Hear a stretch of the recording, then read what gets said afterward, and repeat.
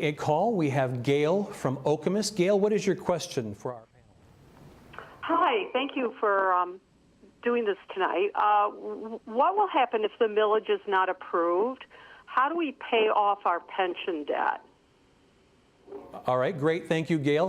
We'll take that question while you off air, rather. So who wants to take that one? What will happen if we don't pay it off? Well, if this isn't passed? That's a really tough question to start out with.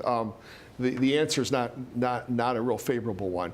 We must start paying down our pension debt. We need to pay about $1.5 million over 10 years to erase a $30 million deficit that we have. If we don't pay it off in 10 years, we'll pay an additional $15 million if we pay it off over 20 years. What happens if we don't get voter approval on August 8th? We will make our unfunded pension payment in 2018. We must. So we will reduce our expenses by $1.5 million effective January 1. That will mean, and we're not talking a lot about this publicly, because if you do, you're seen as scare tactics and vote for this or we're going to do this. I can tell you that we can't cut the police and fire department. Our staffing is not where it should be right now. I'm not going to recommend any cuts to our firefighters or our police officers. So therefore, the $1.5 million will be spread over all the other departments, and we'll actually see the elimination of 1 or 2 departments. In terms of the operating costs of the police department and fire department, what does the majority of the budget currently go towards? Well, I can speak for my budget. The majority of the cost is personnel. If you begin, and I'd probably say that any department in the township is that way, but if we're put in a position where we have to cut funds, it would be personnel. And Chief Cowper? Well, I believe we have a little more expense with equipment, apparatus, obviously fire trucks and ladder trucks and ambulances, and those kind of things are much more expensive than buying a police car. So we have to look at being able to fund those types of items as we move into the future. But certainly personnel is costly, and I believe we are woefully undermanned in our department, and I think we are going to need resources to bring us up to where I believe the residents would like to see us.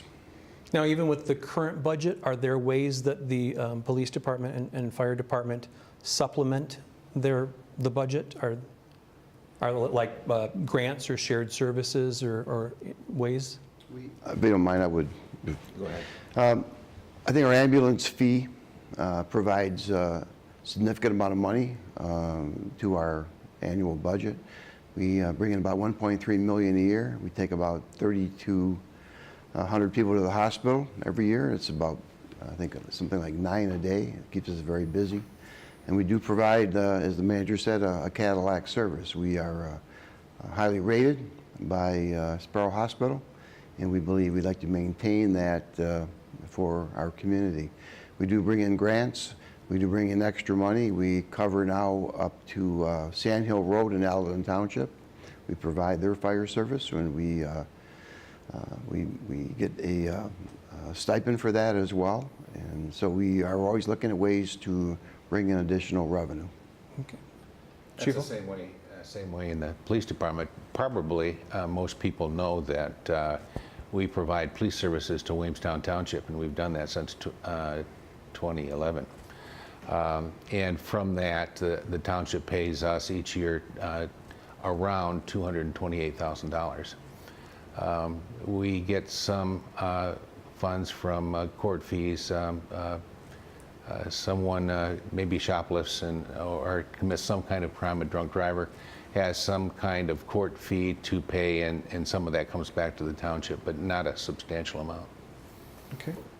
Manager Walsh, anything to add? No, I think the two chiefs covered it well. We have about $2 million in tax revenue, and the funds, the basic funds that they talked about, bring in. It's around total revenue for all the police and fire operations, and the millage brings in about $3.5 million. It's a $10 million budget. I think simple math. It's easy to see what the problem is.